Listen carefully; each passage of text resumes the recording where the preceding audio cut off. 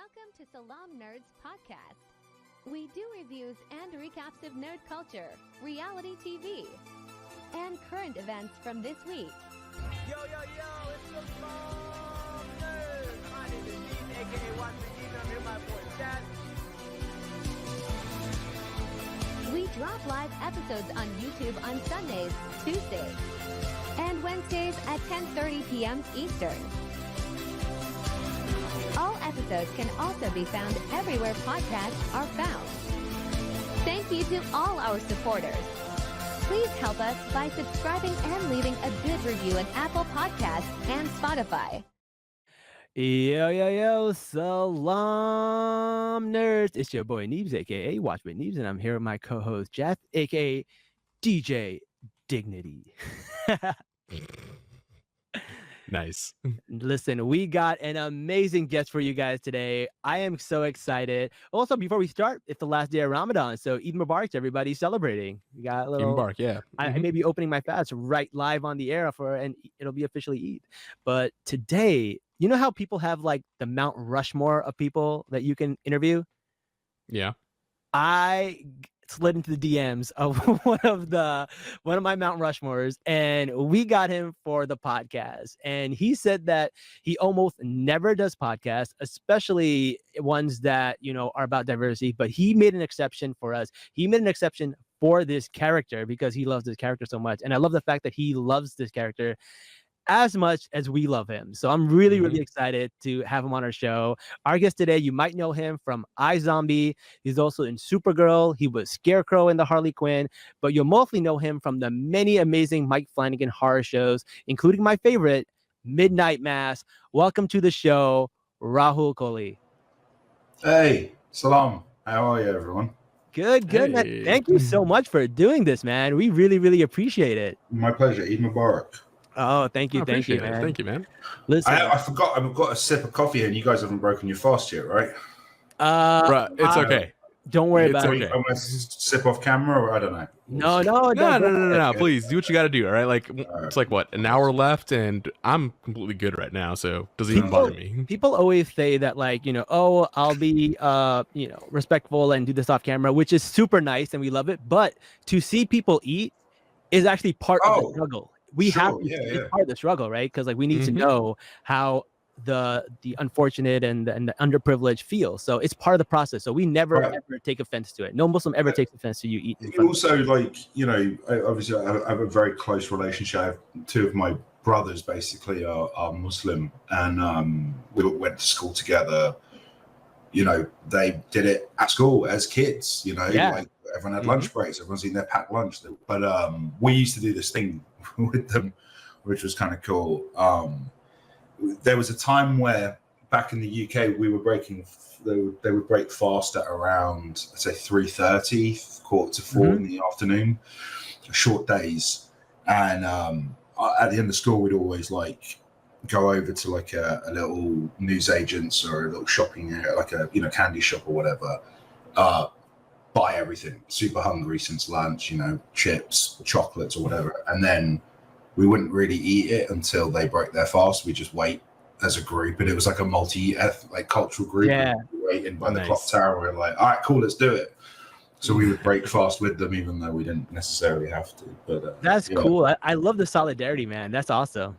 I mean, there was not to get too intense at the beginning, but the people we went to school with in the area that we grew up in, they didn't care whether or not I was Hindu or an atheist or Muslim or they were whatever they were. We all got it together. We were all bundled together anyway, right? So absolutely. I always say this to our Sikh brothers and sisters. I was like, I'm so sorry. You guys get it so bad because of us. Yeah, right. The turban. But they never throw us under the bus. I love that community. They're so wonderful. Yeah. But it's a shame there isn't more solidarity. But yeah exactly. Together, we're stronger together for sure. I love that. But listen, you go viral every year on my account. Like it basically during Ramadan, I like to because like I don't always talk about like Muslim representation and stuff like that, but I do for Ramadan. And this year, especially because of all the stuff that's happening in the Middle East, I wanted to make a point to do that. And again, every year, midnight mass is my go-to. It's the gold standard for representation. And I posted this so many times where I'm like, I kind of stopped tagging you because I'm like, this guy probably thinks I was stalking him. But it always goes viral, and somebody ends up tagging you anyway. Somebody is like, I love this actor so much. He's amazing. He's underrated. He's underutilized. He needs to be in everything, which I 100% agree. I definitely do agree with that. And, you know, things are changing. I feel like this year we got what's that, Polite Society and Miss Marvel. So there's a little bit more of female representation going, but a lot for men, we don't have a lot of like these non-toxic Muslim heroes that are the archetypes that like you play. And I really, really love that. I love the roles that you choose. They're so good. And, like, thank you, man. It's definitely where, like most people won't do that. They'll take whatever, but you take amazing roles. Talk about that if you can. Oof, I don't know where to start.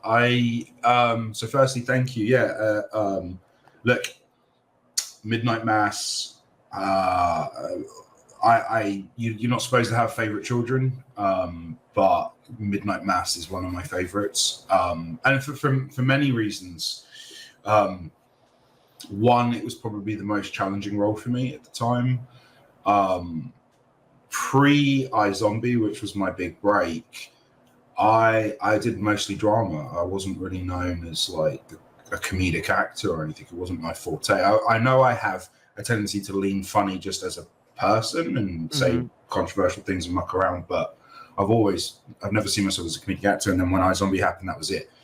I think people thought that was my vibe, was like, oh, he does comedies, he doesn't take himself too seriously, go on his social media, look, it's all the same thing. And then Bly Manor was this transition role because I auditioned for it, and it did require a level of that comedic energy that I had from iZombie, but it was still more dramatic. And in that one job, I was offered Midnight Mass by Mike. He had seen what he wanted to see for the sheriff. But the sheriff, once that Midnight Mass went out, my auditions changed. Comedies sort of died down, and then I started getting the guy, the man, the lead. Didn't book any of them, but it started something. So Midnight Mass means a lot to me because it definitely kind of made people feel like I was more serious about my craft, even though I always was. So I learned to be funny for iZombie. I wasn't the funny man. And the other thing is like, there was that. It changed how my industry perceived me. It gave me my fans that were in peers, not like followers on Instagram, but like I had Hideo Kojima reach out. I had Hayden Christensen come up to me over the sheriff. Yeah, and it put me, Pedro Pascal, a lot of people, something about that. It kind of, I always had support from the audience, but I never really had ear recognition, and that's what Midnight Mass gave me. The other reason is, this is a long answer, but the other reason Midnight Mass is special to me is that was one of the first shows to do during COVID. It was a big struggle. It was a big effort from everyone. I was playing. It's no secret. I know that there were a few people that weren't super happy with my casting in Midnight Mass, but I'm a Hindu Punjabi, an atheist. I'm not Muslim. And I'm also, at the time I was 34. The sheriff was about 41, 42. We placed him. He had a teenage son. I'm a 34-year-old idiot. So I didn't. It was so much for me to obviously that as close as I am to my boys who are Muslim and Islam and the culture and things like that, I'm still a pretender. So the research and everything I had to do, I had to learn from scratch. I was saying, I don't have a problem with non-Muslim actors playing Muslim characters, especially if the work is being done right. Like, because when it's not done right, then it's a problem. But when it's done right, it's fine, because Muslim is a faith. It's not what you look like, right? You're not having a white guy play a brown guy, right? Anybody can be Muslim. And the fact that if you have the writing and you have like consultation done that's Muslim, then the actor doesn't necessarily need to be Muslim. It's when you don't have these things, you need a Muslim actor, because a Muslim actor can tell you, hey, maybe we shouldn't do this. This is probably not the right way to do it. But I think you guys did a great job. I think you guys had people come on, I believe, and help you and consult with you. So could you talk about that a little bit? Like, who helped you in understanding how, Muslims pray and what Muslims believe in, and even the whole 9/11 stuff? I feel like is so like true to us, especially me who lives in New York City, who's seen this happen. Yeah. So, I mean, the thing is, like, I represent certain things that are like. At the time, I was Hindu. I was brought up a Hindu.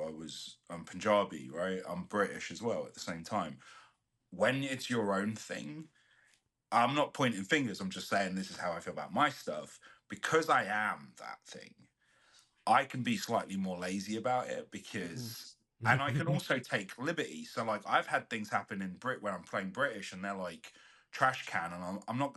Sometimes I might not fight it because I am British and go, don't worry about it. We say it like that. I'll say trash instead of bit rubbish. Yeah. It's because I am the thing. I am the authority. You can't question me because I can go, well, I did it. I chose to. I can be lazier when you're a guest in someone else's house. I think there's this added pressure.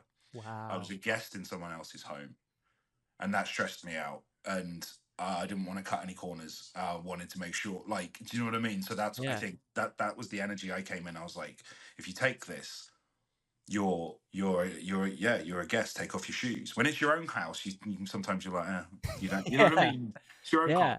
But when it's someone else's, man, it's like you're trying to be that perfect guest. But so what happened was when Mike offered me the role, he kind of gave me this pitch, and we were still filming Bly Manor, and it was around November, and we were going to start filming initially in March. And I immediately kind of called up my best friend and my friends who I spoke to you about earlier, the guys I broke the fast with, Mohammed Bouissa, and I talked to him about it over the phone about the role, and we just started to talk about the religion in a more sort of detailed way, in a way that I don't think we'd spoken to each other about it before. And that was our relationship. And then, yeah, I also I remember having a conversation with him about like, what do you want to see from this? Like, what do you see? And he was like, be the guy, be the man, be the hero. We want that. Make it clean. Yeah. Don't second guess yourself.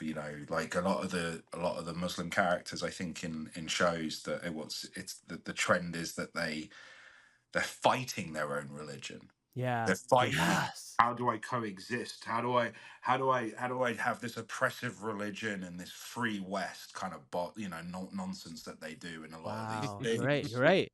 On the money. Yeah, and Bo's like, and I think, and Mike gets a lot of credit, and I know it's a subject that gets a lot of people nervous to navigate. Yes, Mike's a straight white dude. Like, he wrote a lot of it. There wasn't much tinkering to the script. A lot of it was interesting. Yeah, that was actually my second question. I wanted to know like how much of it was on the page and how much was it you? Look, we prop up. Look, I think we're all very comfortable, more comfortable talking about me playing the character, our consultants Mohammed Haji and Mohammed Bouissa being our consultants, but like it was on the page. Yeah.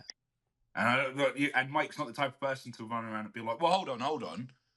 The consultants didn't write the scenes that I wrote. I did the writing. Like I created the character. Rahul didn't change anything. Rahul just became a character. Like I became his character. Yeah.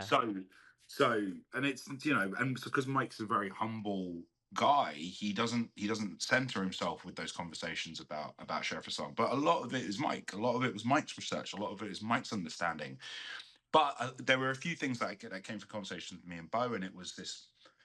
We never question the religion. There's no world in which Sheriff Hassan ever goes, maybe I picked the wrong team. Nah. Yeah. No. There's convictions in his belief. There's dignity, obviously, in how he conducts himself. Mike was very specific about like how he handles microaggressions, and they're very similar to how my best friend Bo, how he handled microaggressions. And this was a dude that could beat anyone up. Bo's a very strong, strong man, and I've never seen anyone get under his skin. He's always cool with it. All right, cool. I don't want to challenge it. You know, he himself as a devout Muslim. You know, he grew up in a rough part of London with us, and we were subject to a lot of racism. We were there obviously post 9/11 when Islam became the enemy of the West, and and you know, every Muslim person was vilified, and yeah, I'd never seen him lose it. So he was a lot of my Sheriff Hassan. He's kind of thought about Bo a lot while I was on set, you know. Yeah, but what was the question? How did they? So yeah, but then so what happened was I was having these conversations with Bo privately, and I was talking to Mike on the phone about something while we're still doing Blind Man, and I was like, yeah. I'm just talking to. I've been chatting to my mate Bo, and he was like, oh, can I talk to him? I got very nervous because this is my childhood friend. This is my guy. Like, this is literally my brother. This, you know, and I was like, uh-oh, I don't know if I want my two worlds crossing over. We'll collide. It could be disastrous. I've not seen Bo in a professional capacity. I know him as my mate, but I did anyway. I put those two in touch, and then Mike literally is like, "Hey, here's the scripts for all 7 episodes, and sign an NDA. And if there's anything you see, and you want to flag it, and let me know." And that's what they did. And I watched them. I was CC'd on the emails, and there were things where Bo was like, I'd be better if this had. There were some really good conversations that came out of it. One of the best ones that came out of it was a lot of the classroom stuff came from Bo and Mike talking. Oh yeah, that's so good. Interesting. That was different on the page. And Bo and Mike, Bo wrote his notes on that scene, and then Mike rewrote the scene and sent it back, and Bo was like, perfect, that's the one. And then that was the scene. That's how that worked. The other one was, and I love this. So Bo was saying, and again, I'm taking my time here, but Bo, I was so proud of him for this. So he was saying like, yeah, because I lead the prayer. So whenever we see Sheriff Hassan, I'm on the left. Yeah. And it was Bo that was like, but when he shot, have Ali be on the left and have him. That's such a small change, but that's so significant. I didn't even catch that. Wow. And because I'm injured, right? And or Sheriff Hassan's injured. And it's also a moment of now you're the man. Yeah. And that was Bo. That was a little Bo note when we were like, you just gave me goosebumps. I didn't even know that. But that was that's, and it again, like, it's one of my that's again what we're talking about Midnight Mass. Like, you shouldn't have a favorite child, but like little things like that, how can I not, man? Like, these two kids who went to school together, who experienced racism together, who, you know, we were searched and stopped at the airport when we were just going to Morocco as 18-year-olds for like, and interrogated. Really weird stuff put in this weird room. These two kids who went through that end up being like doing this thing on Netflix, and I don't know, like, and he, you know, Bo was paid and he was credited as an official consultant, and and I would always send him like little clippings of anyone who said that this was the best representation for Islam or Muslims in the West. I would send it straight to him because I'd be like, I wanted him, even though he's too humble, he's not like he's really over celebrated it, but I wanted him to know like what he did and his impact, and like how must that feel as a Muslim to have that kind of contribution when people of your own community are saying like, yo, this is it, and you were the guy that helped guide that to a certain degree. And yeah, and like again, in a weird way, me and Mike, I think we both, as guests, we back out. We're just like, yeah, cool, yeah, consultants, yeah. Like Yeah. we're more than happy to sort of like back out of any of that. But man, yeah, like dude, we were at Nando's in the UK in my area. I went home for Hey. yeah. Oh yeah, cheeky Nando's, and this is like literally right near my house. So this is like, and I never like all my work and my life, it doesn't follow me home. When I go home, it's like it's Good. dead. It doesn't exist. And so anyway, we'll make our order, and Bo goes and gets a fountain drink or whatever he's off. While I'm sitting at the table, these two young 16, 17-year-old kids come up to my table, and they're like very polite, standing there sheepishly. I look up, I'm like, hey, what's up? They're like, oh, hi, you're Rahul Kohli. And I said, yeah, yeah, yeah. And they were like, man, we're the biggest fans of Midnight Mass. We're both Muslim. And it was two South Asian kids wanting to come over just to express how much Midnight Mass meant to them. And it was like, it was the best fan interaction ever because it was happening 10 minutes from my house. It was who we were, 16, 17-year-olds, right? Mm. And when Bo came over, he didn't know what was going on. I embarrassed him, but I was like, "This is the guy that consulted. This was the guy that I based my character on, like when I was working on it." And they took selfies with him, and I just thought it was like the coolest thing ever. But yeah, that's how that all went about. That's so cool. If you ever like, I have my comment section and it's filled with people saying, I never knew this. I'm interested in learning about Islam. Like, Mhm. I want to, like, all of these amazing comments that I have. It's Yeah, really, really good. I wish I could share them with them because they're amazing. And I'll it's forward just I'll one forward thing. him the TikToks Yeah, for for them. sure. It's just amazing. I love it. We had a second. I keep talking about one consultant, but that Bo wasn't on set with us because he lived in the UK. Yeah, We had Mohammed Hajim, who was a wonderful person who was there for the practical. He was there with me every day on set. He was yeah, there on Zoom whenever I needed him. He was there to teach me Salat, and yeah, he was there for everything, pronunciation, and without him, again, like what Bo did was all theory, but yeah. what Mohammed did on the day was practical and was invaluable to us. So it was really like a two-man job. That's Yeah. cool. Yeah. I really love we talked a little bit about the scene when they're praying at the end. Was Yeah. that always in the script? Because there is so many nuances and significance to that that I don't think people even know how like amazing that scene is, because Mm. in Islam, if you die in prayer, it means you're resurrected in prayer. And it gives you, it's an auspicious thing. It's a mercy from God to let you be to let you die in prayer, because you are very likely to go to heaven and be reunited with your loved ones. And we also know how much Sheriff Hassan loves his wife. So the Mhm. fact that he got to have that death and be reunited with his wife in heaven is a beautiful, beautiful scene. And the other thing that I noticed is that he died before his son, which is also a mercy, because it's Mhm. the biggest mercy for a father to not have to see their child die. And I just love that scene. It's Dude. so wonderful. It's so well done. And I just wanted to know, like, how much of that was like always meant to be there. Everything. That was one of the like moments I remember at the table read, with the cast, that it was written so beautifully on the page, and it was an emotional beat for many reasons. I don't know if like everyone on the cast understood the significance of how much of an honor it is for the sheriff to pass away during prayer.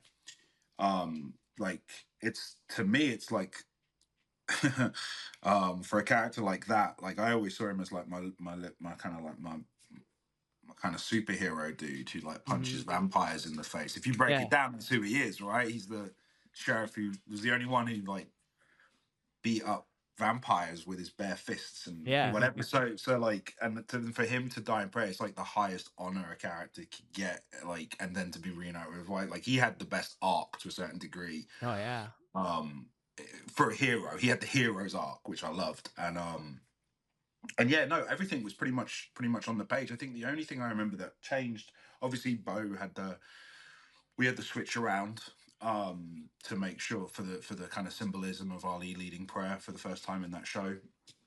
And I think the only thing that was changed. Sorry, it's my dog. The only thing that changed was the scene was described as you're seeing them both um, uh, bow out of frame together Mm-hmm. and rise up, and you get used to the rhythm. But then only Ali rises, and it takes a while before it reveals that the sheriff didn't.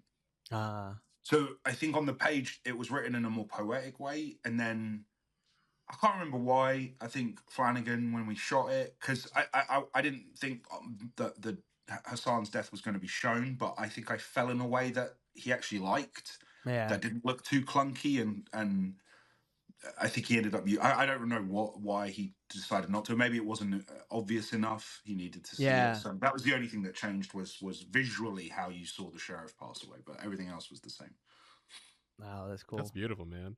I got a question then. Like, were there any scenes you struggled with during shooting Midnight Mass? All like of them. Any? All of them. All of them. Everything. Okay. Dude, I'd never done an American accent before. I've got a very thick British accent, and I mean, I was more scared about the American accent than I was the prayer.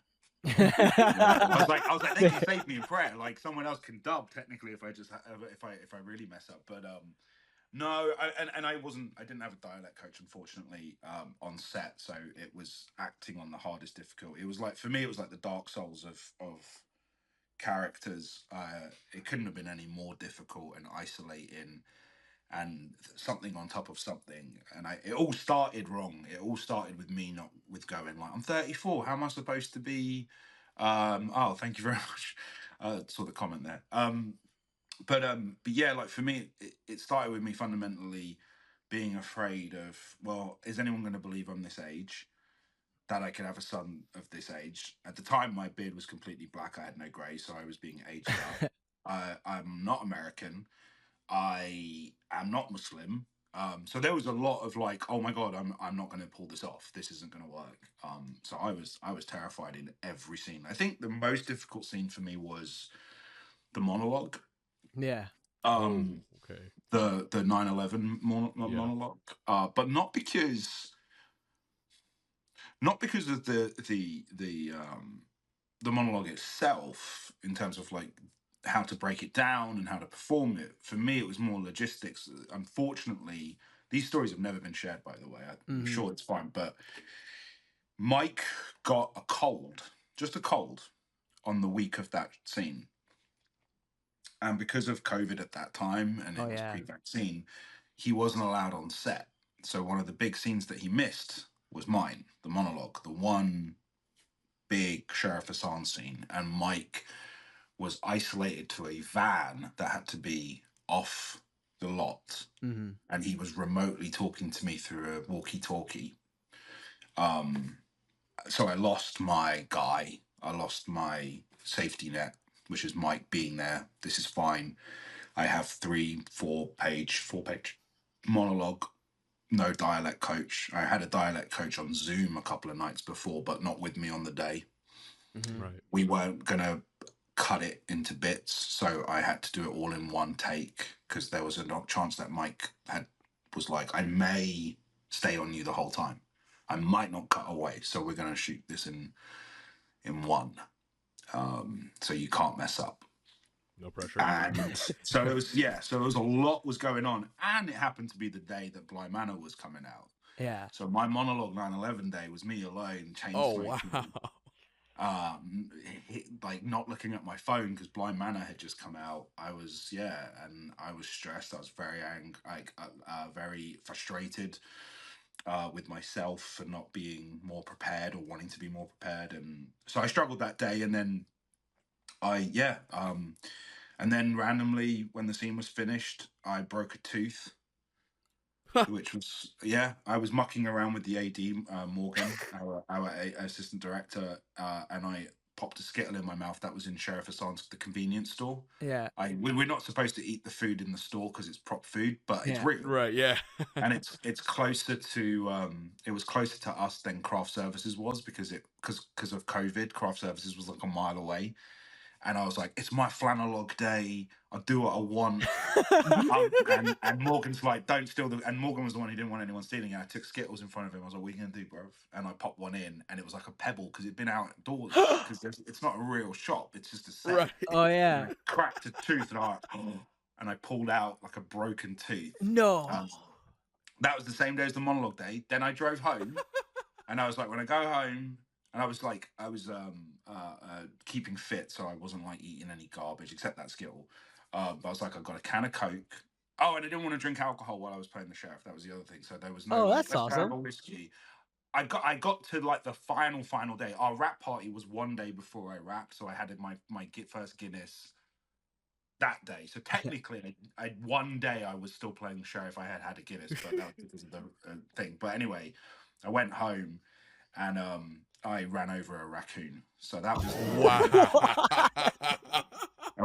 a giant raccoon ran out in front of my car as I drove home from the monologue, just as I was coming down from all the nerves of performing it. And then it just like face on, and it just like it shook the car, and I was like shaking for the rest of the day. I was just like, what a day. So that's why I was thinking that What a monologue day. day is like, that was intense. Someone says not Holy raccoon. What a day. I mean, it was as big as Rocket, for sure. Oh my god, my that's God. so funny. Yeah. That is I know we're laughing about it. That must have been like terrible for you in the day. But you know what? It's funny, man. Like I hated, and I've been very confident. Like I'm very close to Mike, and this is Mike. Mike will tell everyone. You know, people. I think a lot of people debate, go back and forth about what Mike's favorite, like what's his best work. I think consensus is most people would say Hill House. Mike, without question, is Midnight Mass. That's Mike's favorite show. It's his favorite experience. It's his passion project. He adores it.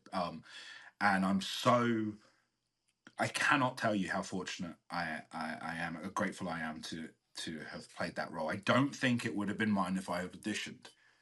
I would not have been found by Mike. I don't think I would have been on his list. I'm way too young.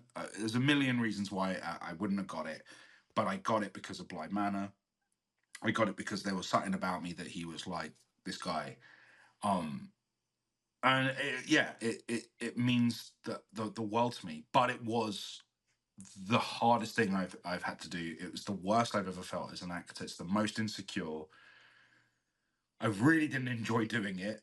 But when it was over, it was the most rewarding experience. I felt like I came out a better actor. I felt closer to Mike and trust him more, and I was like, he's got me. He does get me. Like as soon as I saw the final cut, I was like, he did everything he said he would. He said it. We got you. It's great. Don't worry about it. I've got you. And ever since Midnight Mass, I'm like, I swore a blood oath. I'm like, I will be in everything that Mike makes, no matter what. Like, I don't know where I am. I will always be there for him, like he was there for me, and gave me this character, a character that, again, going back to Islam, a character that a community that we really, really wanted to do right by. If everyone had just not said anything and just went, that would have been a win for us, right? Yeah. You know, Irish dude Mike Flanagan, like, atheist Indian boy Rahul Kohli. If everyone had just gone, all right, cool, fine, and there was no backlash, we'd have been like, we did it. Yeah. But for it to go the other way, where people are like, No. look at this is what we want more of, was just like, I've never experienced I've never done work that's felt important like that. You know, I'm still don't get too hung up on representation. Like you mentioned earlier, I don't do podcasts about diversity. I don't want to talk about it. I have reasons for that. And for me, I try to keep things as light and fluffy as possible, and it's entertainment and it's jokes and it's action, and I just want to make the audience laugh and jump and cry. And it's not that serious, bro, that kind of attitude. I don't want to be like other actors and self-inflate, but I can't ignore how the community felt about Sheriff Hassan, and then how in turn that made us go, wow, this is bigger than us. It's yeah. That makes me really happy to know that even Mike Flanagan knows that how much it means to us, because I think he had a show called Midnight Club, And Yeah. I stood in line for 3 hours, just to ask him a question, and I wasn't gonna ask him a question, I just wanted to thank him. That's all I wanted to do, and it got to the person right in front of me, and they cut it off, And they cut it off. I Oh was no. so sad. Ah, no. And all I wanted to do was thank him, and if you ever talk to him, just let Yeah. him know how much this I'm sure after talking to you, I'm sure he knows, but man, I stood in line for 3 hours just to thank him. That's how much this character means to me. I will let him know. That means a lot to him. He does like he there are so many things about Midnight Mass and moving components, and the sheriff isn't the biggest one. Obviously, the story is not about this NYPD Muslim guy who Right. finds Yeah. like that's a CDE storyline, you know. And but he very much, I know for a fact he has been approached multiple times. And again, Mike's one of those dudes. He immediately passes over the praise, and anyone who brings up to him, to our consultants, to the people that he spoke to the interviews. You know, you mentioned the 9/11 monologue, being relating to it being from New York. That's a real story that Mike, you know, when I said yes to the role, Yeah. he forwarded me the articles that he had read and interviews and was like, watch these. That was from him Yeah. and his own research. But again, so he doesn't take much of the credit, but like, again, I can talk about it, and I'm sure little Rahul, who played Ali, my son, he'll tell you the same thing.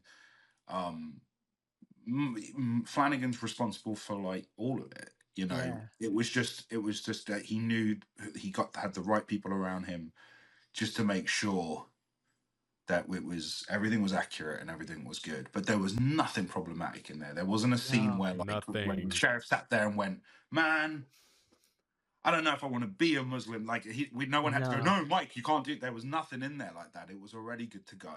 It was just No. elevated by the consultants and tweaked slightly. And it wasn't like a tokenized version of it too, because the character has so much depth to them. Because I remember one of my favorite scenes, is probably one that people don't talk about, is when Ali wants to go to communion, and he goes like, you know, I will never tell my son not to look for God, but we already have him. Mm-hmm. That is such a powerful line. Like, it gives me chills. And the fact that, like, you know, this guy wasn't even Muslim, he converted, and Yeah. it was so important to him and to his wife who passed away that his son stay Muslim, and that he was able to, like, he never wants to prevent him from seeking knowledge and seeking God, but he also knew how important it was for him to stay Muslim. Like, that's not a character people write often. Like, I know you said like a CD line, but that's a character for the books, man. That is a very well written character. Yeah, I agree with you. That's again, it's Mike. It's Mike. I mean, like he's a wonderful writer, and he surrounds himself with wonderful writers too. And there wasn't, again, I don't really know what to say other than like I had the easiest job to a certain degree, man. I didn't create anything. I brought the stupidest things to Sheriff Hassan. You know, Mike had this beautiful tragic character, and the boys, both Mohammeds, brought the kind of accuracy of the portrayal and making sure everything was authentic. And then I just came along and was like, "Oh yeah, look, I really like Clint Eastwood. Can we like make him look more like cowboy-y?" So I'm not really one to like.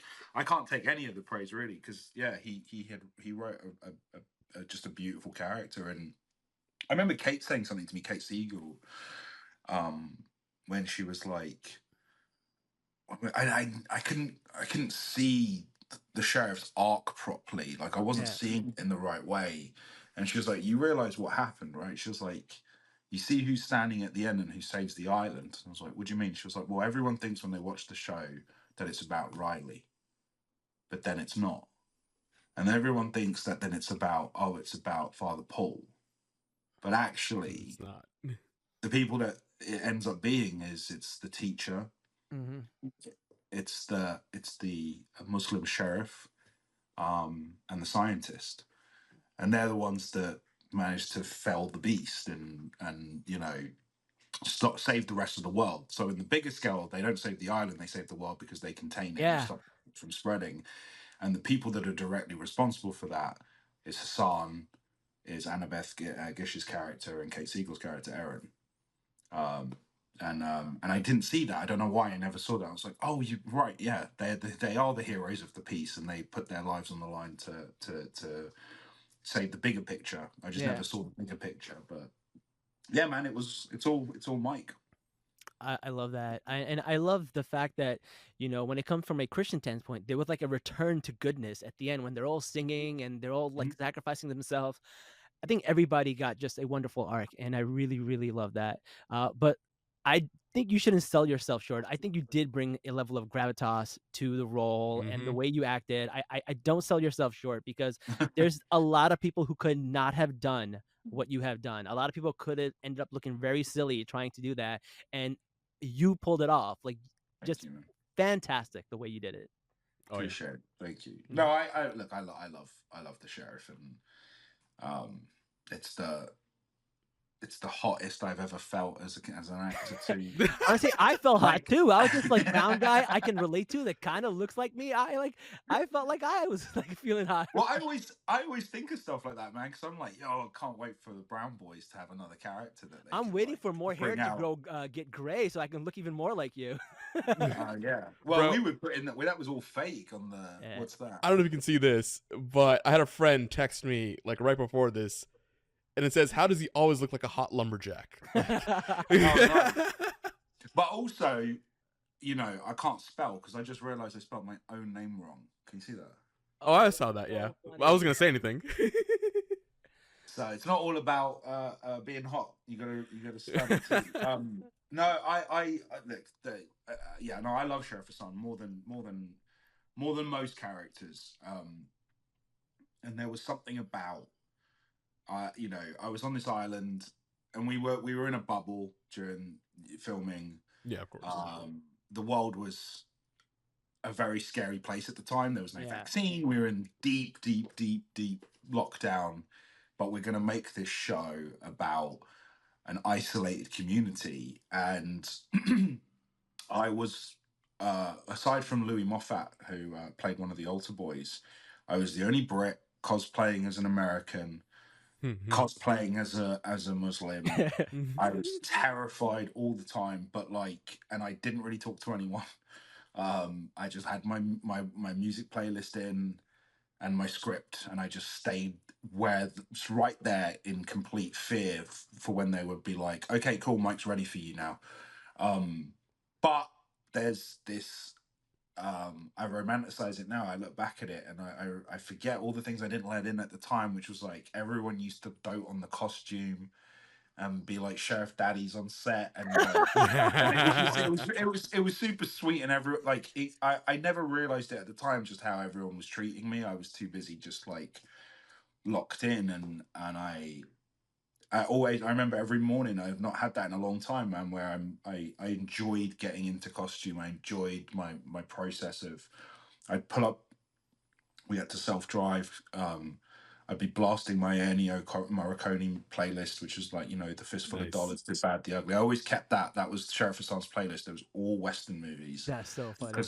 Yeah, well, it all stemmed from the only contribution I had that was a Rahul-ism, I guess.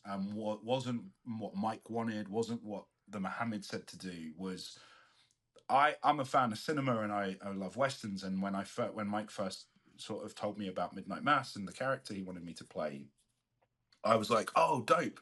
How smart, how cool. You've fused the hero and the villain of cinema together, because you've got America's great romanticized hero of cinema, the small town sheriff, the white boy, right? But you've also taken America's modern greatest villain, the brown bearded Muslim. Wow. And you fused them into one. And I was like, that's dope. And I don't want to, we've got the brown part down, but I don't want to ignore the sheriff part, because I want the audiences to still feel like I've seen this character type before. Yeah. Right? So, and Mike was like, run with it. If that's what you're inspired, run with it, go for it. Because Mike's a supporter. And And that's when Mike found out, like, oh no, that he ripped a band-aid. Mike didn't realize he had just cast like a massive Clint Eastwood Man with No Name fan as a sheriff, and like I immediately was hitting him up like, oh, like, when we had meetings with like costume designer Terry Anderson, I was like, how do we get the silhouette of the West? I don't want it to look weird. Like I can't just rock up in a cowboy outfit in the show, but how do we fake it? How do we sort of do it? So you look at it and you're like, modernize it. Modernize it, yeah. So like, so Terry was dope. Terry pulled all this stuff that was like, it could be Western, but it ain't. And I remember trying them on and we settled on this, like that double denim. It just worked. We're looking at him, we're like, is this crazy? Is he wearing all blue? Like he's got the shirt on and he's got this, he's got that, and then got the holsters. And then Terry also found these cowboy boots. Because I was like, can I hide cowboy boots, but not look like the front? So you don't know he's wearing, it looks like he could just be wearing Tim's or something. Yeah. Workman boots. Right, yeah. But actually, it's work up front. But if you roll the jeans up, it's party time. And he found that. So I'm wearing these, like, it's the funny, and no one knew, right? No one knew that I was wearing cowboy boots because you couldn't tell. But the silhouette of my calf is a cowboy boot. Yeah. And we only found out because one of the changes to the script, which happened on the day, was when Sheriff Hassan pulls out his gun and reveals that he does have his gun and he brought it into church. Yeah. In the script, it says he pulls it out from his leg holster. Yeah, yeah.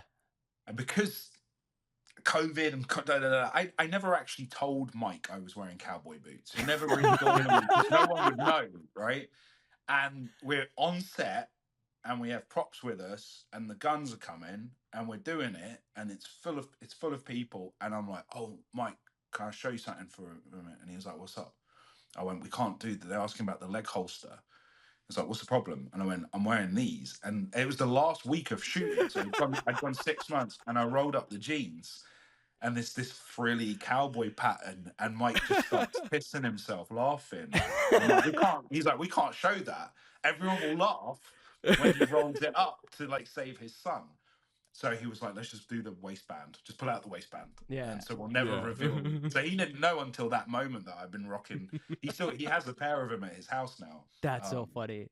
Yeah. So that was me. That was 100% me. Was just, yeah, like I wanted to create that silhouette of Sheriff Hassan. So like anytime there was a doorway, I leaned in it a certain way. I sat back in a chair a certain way. I was doing a lot of like resting on one hip and watching Clint Eastwood and how they proportion their weight because I wanted him to feel like you don't question who he is. He's a small-town sheriff. He just comes in a package they're not used to. Exactly. So yeah, that was my Rahul-ism. That's what I definitely kind of couldn't wait to infuse, whether it was needed or not.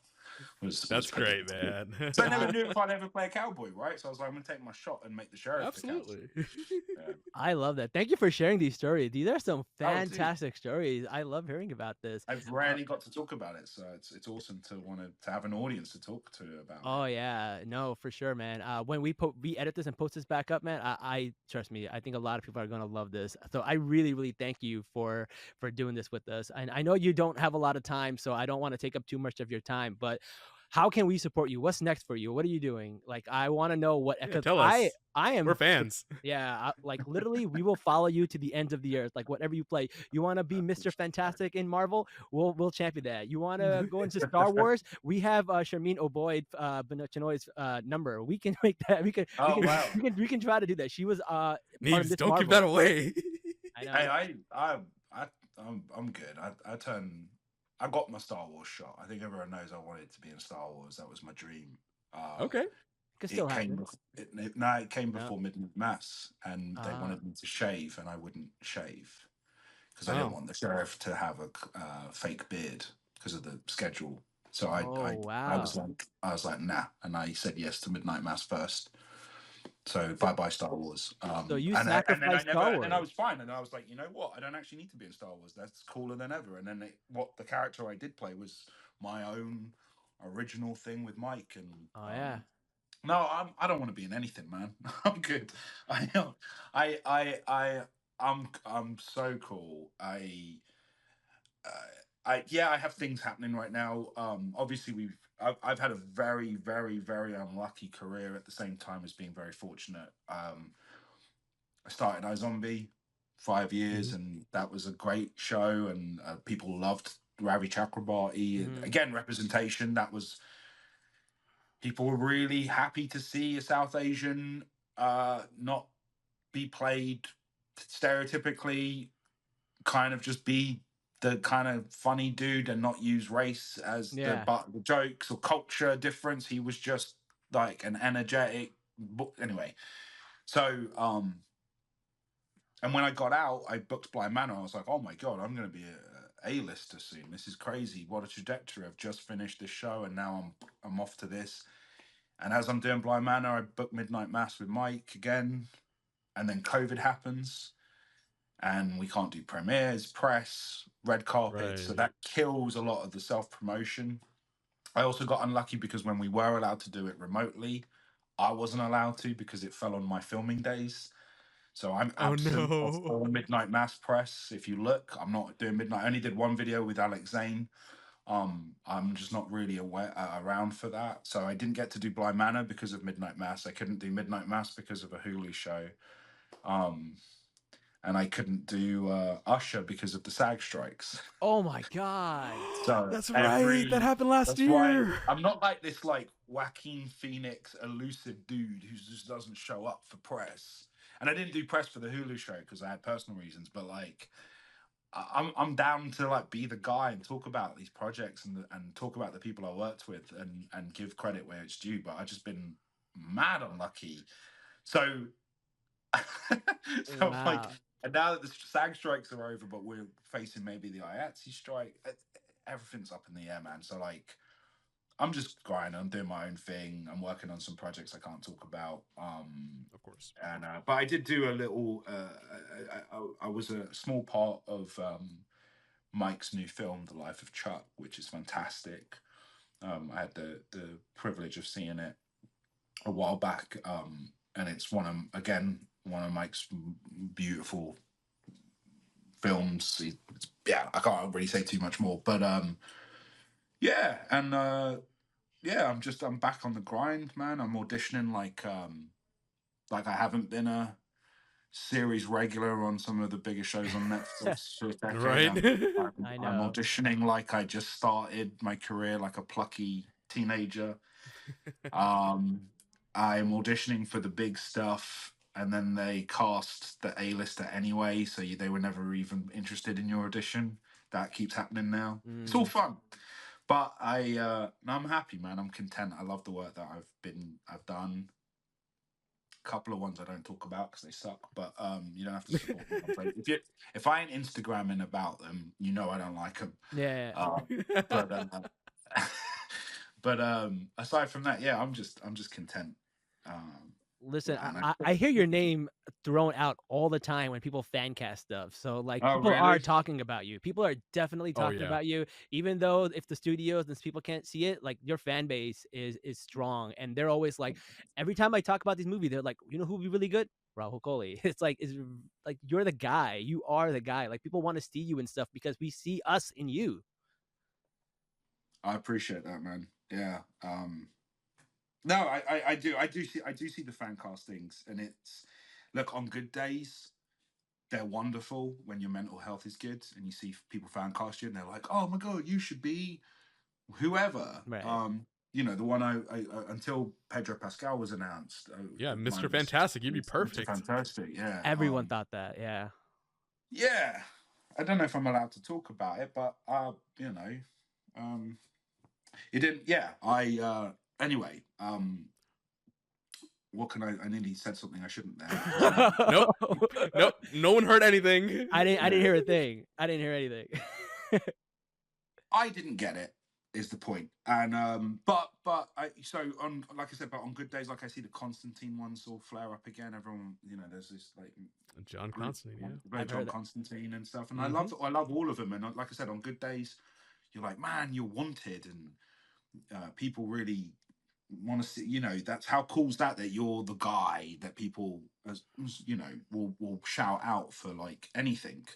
And on bad days, it's a reminder that you're just not the guy and you're not there, and these are the roles that you will never get. So it's sweet. It's all perspective. It's how you feel about yourself, Yeah. right? So Well, we will always yeah, champion you because I we love appreciate that. you and we're big fans. But also, like these characters, they've been played by people before. A character like Sheriff Hassan will never come around again, right? So it's something that no one can take away from you. So you'll always have that, no matter what. I appreciate And that. all I'm hearing Right? is I open up a movie studio one day and we do our own thing and screw everybody else, okay? That's all I'm hearing. Let me know. Yeah, for sure. Listen, like we're starting. Like I don't want to, talk like we're a big deal. We only have like 10,000 followers, but like we've been meeting a lot of people recently when doing press and stuff like that. And just because the brown community is so small, and I am definitely one of those guys that always throws your name in a room whenever. Thank you, man. So I hopefully one You of know these what's funny days. about that? See, now you're getting the real me. I don't know how the community feels about me, to be honest, because like I go on Instagram and like there'll always be like this South Asian dinner function celebratory awards, and I'm never invited, and I'm like, What?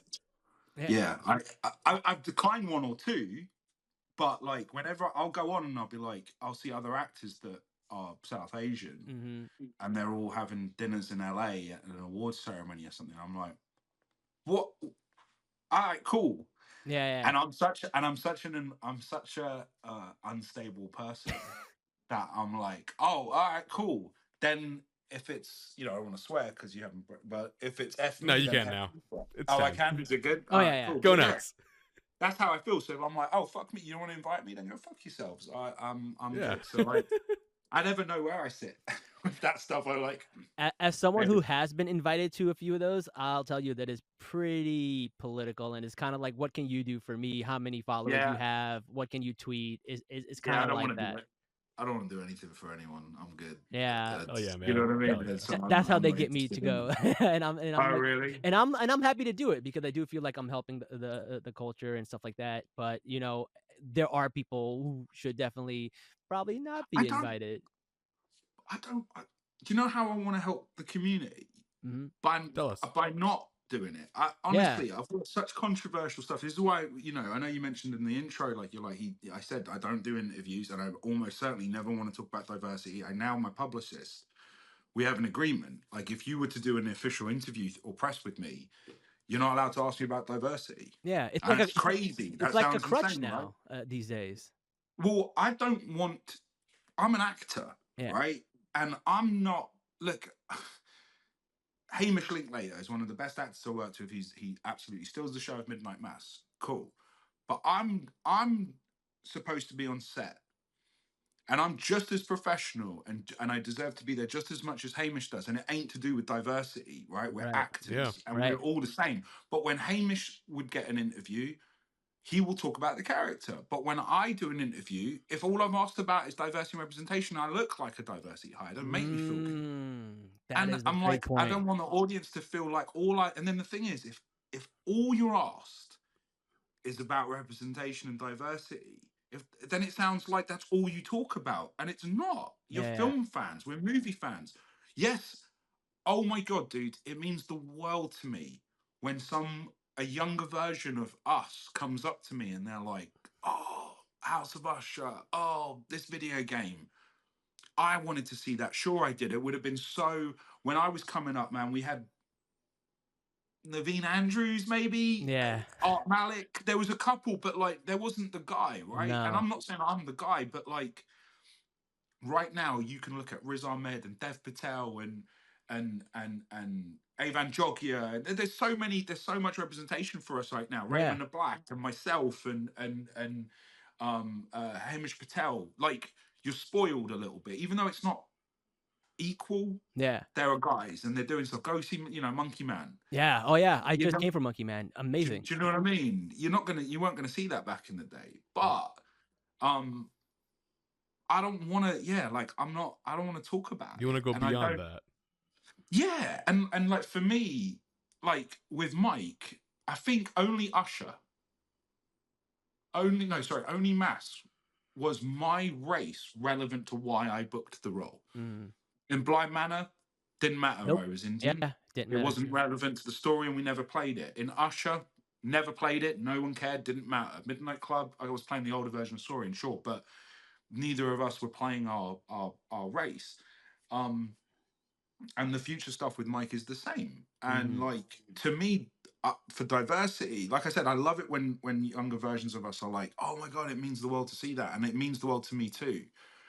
But I ain't trying to do that. I'm not trying to talk about it. I'm trying to make dope stuff. And then later, just let people see that. And for me, the best version of representation for me is the one you didn't see. It's the one you didn't know was happening. It's the one where you're like, that movie's dope, he's cool. And it's not just people who look like me or identify with me like it. It's when other people from other cultures are like, that character's dope. Yeah. That's what I want for representation. I don't want to make stuff just for a niche market of people who look like me to make them feel like they have a shot one day. I want to make stuff where white people want to be the sheriff. Yeah. You know what I'm saying? Where they're like, that character's dope. And at no point, like, that to me is what I'm trying to get to. And the only way I can do that is to shut my mouth, not be on red carpets going, yeah, well, you know, we need we know what we need, and I'm in there right now trying to do it in that space, and I'm trying to, that's so I try and keep out of those conversations. I don't want too many sound bites of me or tweets. That's why I deleted Twitter of stuff, because honestly, I in a weird, messed up way, I want everyone to watch Midnight Mass, not niche audiences, Right. because who cares if the people that already agree with us and see the world like we do, Yeah. I agree. right? If they watch Mass, great. Then they say, yes, it is the best representation. Dope. All right, cool. But if I've already ran my mouth off and turned people off to even watching it, they'll never see the message. They'll never see that classroom scene because they're already turned off to me. That's so true. That's so Because true. I want the Bev Keens to see the classroom scene. It's great that you guys love it and I love it and my boys love it. But that's you change the world by hasn't them changed. seeing that, right? And they go, what? That's so it doesn't. I'm not trying to say I'm trying to pander to the right or anything. I'm not saying something crazy like that. I'm just saying that if I shut my mouth and I stay off the diversity train, and we just quietly go in, and we have this big project coming up. It'll be announced soon. Massive. I've already said to the people, don't ask me damn questions about diversity. I don't want a soundbite about it. I just want everyone to just be like, oh, dope. Yeah. That's exactly what I'm going to do whenever it comes out. To be like, oh, dope. Yeah. No, that's leave true. it as that. Oh, that's dope. True. No. Yeah. I totally agree. That's why I love talking about the characters and not so much about the diversity, because that's just all in the background. That just happened, right? Yeah. And the characters are what's important. And to bring that kind of level of acting and writing to a character is what matters, not that they're a certain color. So I completely agree with you. And I feel like a lot of times these movies, a lot of them shoot themselves in the foot by promoting so much diversity, because then it turns off a lot of people and they're like, oh, it's woke. When really the show is not woke. Not woke. Yeah. They just promoted it that way, and it just turned off a lot of people who probably would have enjoyed it. And it's a dumb thing we do, because a lot of the people that make the decisions about what they want to run with on the media campaign are white. Yeah. And surprise.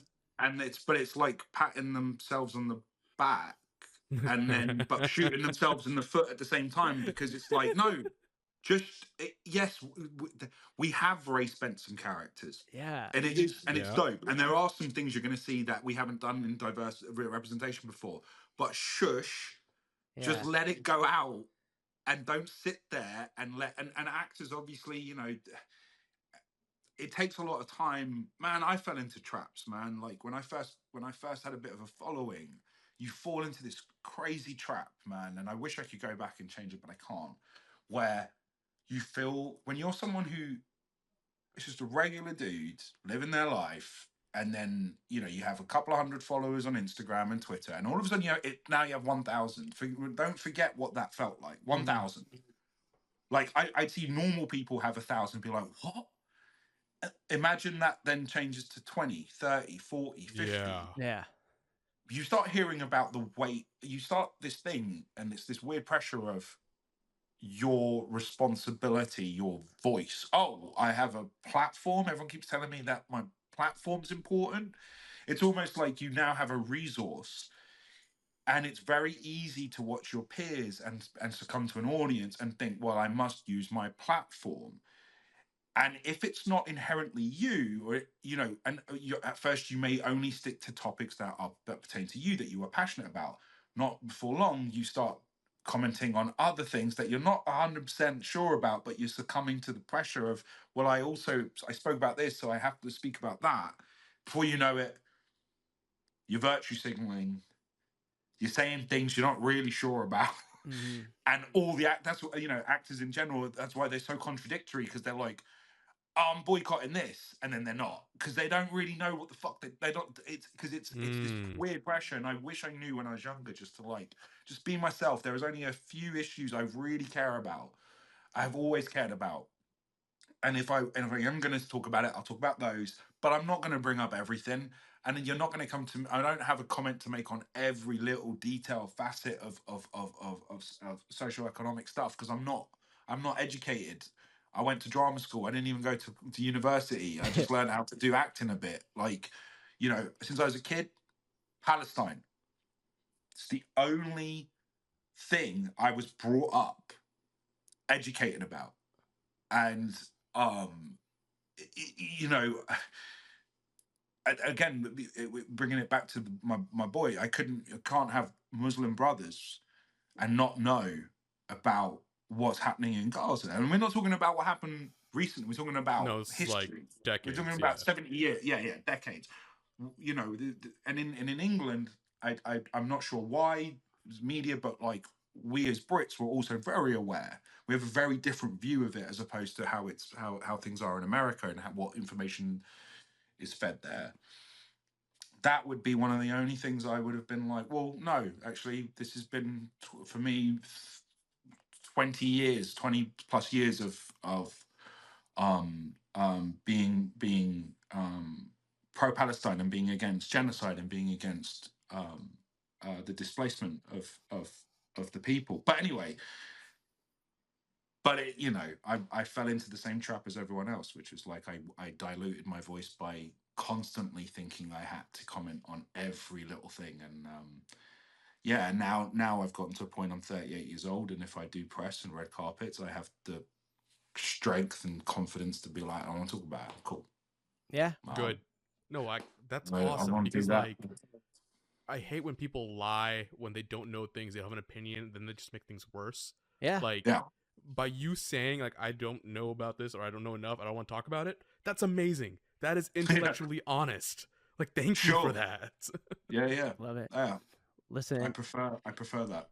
I know you have to go, but this has been the best interview I've done. This has been a dream interview. I've had so much fun talking to you. I appreciate you likewise. talking about Thank you. Palestine. I appreciate you talking about the characters and the acting and all the people that help you make this character what it is. I don't know what else to say, man. I'm just like, this has been I'm my dream starstruck, interview. right? This is my Mount Rushmore of interviews, because there will never be another, like, because you were the first. You were the first time we got to see ourselves, and there'll never be another first for us. So I hope you wear that like a badge of honor, because that's really what it is. I never saw it like that, but it means the world to me. And thank you for the support on social media, man. The TikToks, the clips I get to share. So you know, no one talks about this show really, and somehow you put up that classroom scene and it goes viral on TikTok, and it reminds me on my low times. I'm like, even if you never work again, you have something special came from one of the projects you were on, and Yeah. you're a reminder of that and the way you feel about that. And it's like gasoline to me, man. It fuels me up to go, all right, I'll submit the next audition and I'll keep moving on. Yeah, keep So going, thank man. you. I appreciate it. Yeah, man, we Can't wait to appreciate it. see all your future projects. Like, Thank I'm you. I hyped. appreciate it. Absolutely. Thank you. And thank you everybody for joining us in the chat. Thank you everybody. We'll be posting this episode up soon. And until next time, guys, Salaam nerds.